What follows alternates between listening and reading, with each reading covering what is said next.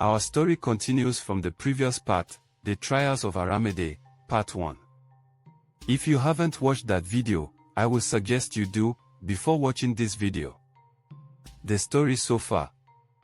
Aramide, a beautiful young woman, and her husband Bea, a diligent and hardworking man, longed for children. After 6 long years of waiting, their prayers were finally answered with the birth of twin baby boys, Taye and Kehinde. Sadly, their joy was cut short when the doctor and nurse on duty conspired to steal and sell one of the babies. As events unfolded, and following Kehinde's disappearance, Bea was tragically poisoned by the corrupt doctor and nurse, so as to cover their tracks. Aramide lost her husband and her baby was stolen on the same day. This sent her into a state of sadness, misery and depression. Taye, now a grown man, is a business executive, doing well in his business ventures. One fateful day, while Taye was on his way to work, he was caught in the middle of a gang-related shootout. The area erupted into chaos as people scrambled for safety. Amidst the confusion, Taye was tragically struck by a stray bullet. He bled out quickly and died on the spot. The news of Taye's death left Aramide utterly devastated, shattering her completely. With both her husband and sons gone, Aramide was consumed by grief. She isolated herself from the world, drowning in sorrow. Her life had become a series of tragic events, and she began to lose hope. Depression took hold, and she started contemplating suicide as a way to end her pain. Meanwhile, Kehinde had grown up in a wealthy family who had adopted him. One day, Kenny's adoptive parents revealed the truth about his adoption. Shocked and confused, Kenny felt an inexplicable urge to find his biological mother. He had no idea where to start his search from, but he was utterly determined to locate his biological mother at all costs. Kenny had to leave the big city and travel miles and miles via the public bus system to the small neighborhood where the adoption agency was located. Armed with no address, but just the name of the adoption agency, he traveled from city to city, asking questions and following leads. His search was filled with obstacles, but he was determined to uncover the truth about his origins. After years of searching, Kenny stumbled upon a clue that led him to the village where Aramide lives. Hope surged within him as he realized he was closer than ever to finding his birth mother. He pressed on, determined to reunite with her. Aramide, on the verge of giving up on life, decided to end her suffering.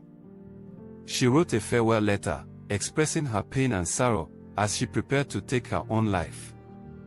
The weight of her losses had become too much for her to bear. And so, she decided it was best she took her own life and go to join her departed husband and son.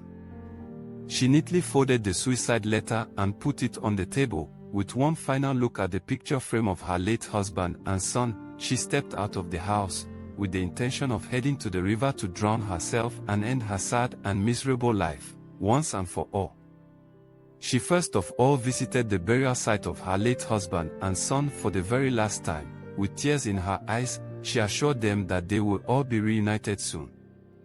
After visiting the burial ground, she then made her way to the river, with only one intention. Aramide stood on the edge of the river and then, with a heavy sigh, she started walking slowly into the midst of the river. Suddenly, as if with a stroke of luck, Kenny was passing by the river and then he noticed an elderly woman trying to drown herself in the river. He called out to Aramide, his voice filled with desperation and love. Not even aware that Aramide was actually the biological mother he had been searching for years. Aramide turned, and for a moment, their eyes met.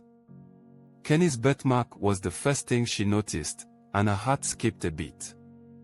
Aramide was so shocked to see the birthmark, that for some split seconds she was just speechless, and then she started staring intently at the young man. Looking at him from head to toe, she could notice immediately that the young man before her looked exactly like her son Taye, whom she lost to stray bullet. At that moment, Kenny pulled Aramide away from the river and then he went ahead to explain to her that he had been searching for his biological mother for years. The more Kenny spoke, the more Aramide's heart beat faster like a tempestuous storm. She was deep in thought and asking herself this question: could this be my Kenny, my beloved long-lost baby boy who got missing the day he was born? This and many questions raced through her mind as they began to walk away from the river together. She was still finding it hard to believe the truth.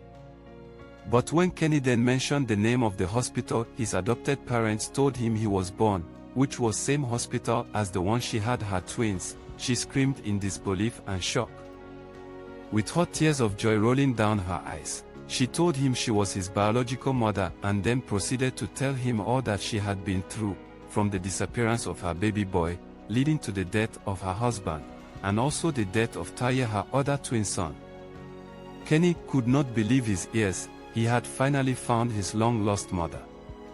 Crying and feeling very emotional, they both held each other in a tight, warm embrace. The years of pain and suffering seemed to melt away in that very moment. Kenny and Aramide spent the following days talking, crying, and healing together.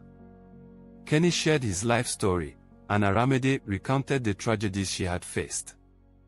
They found solace in each other's company, and the bond between mother and son grew stronger. With Kenny by her side, Aramide slowly began to rebuild her life. The dark thoughts that once plagued her mind faded, replaced by the joy of having her son back. They moved to a new town, where no one knew their past, and started afresh. Kenny's presence brought new hope and happiness to Aramide's life. She found comfort in the fact that despite all the pain she had endured, she was not alone. Together, they created new memories, honoring the lives of Bea and Taye while looking forward to a brighter future. Aramide and Kenny lived a peaceful life, cherishing every moment they spent together. The trials they had faced made their bond unbreakable, and they knew that nothing could ever tear them apart again. They found happiness in each other, and for the first time in many years, Aramide smiled, knowing that she had found her way back to life. Finally, back in the hospital, the dubious doctor and nurse who were involved in selling Kenny as a baby boy to the adoption agency were arrested by the police. Meanwhile, the founders of the fraudulent adoption agency are still on the run from the law, but that is a story for another day. The moral of this story is that never give up in life, no matter what life throws at you. So far there is still life, there is hope for tomorrow. Thanks so much for watching, and please remember to like, share and subscribe. Till I bring to you another enchanting African story, stay blessed, my friends.